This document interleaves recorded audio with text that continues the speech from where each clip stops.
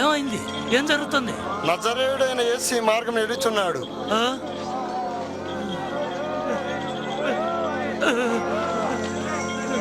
యేసు, యేసు, దావీదు కుమారుడా, నన్ను కరుణించు.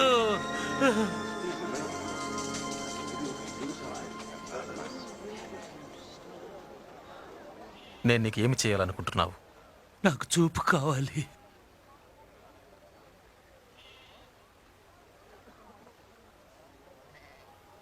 అయితే చూడు, నీ విశ్వాసం ద్వారా నీవు చూపు పొందావు. చూడగలుగుతున్నాను, చూడగలుగుతున్నాను, చూడగలుగుతున్నాను.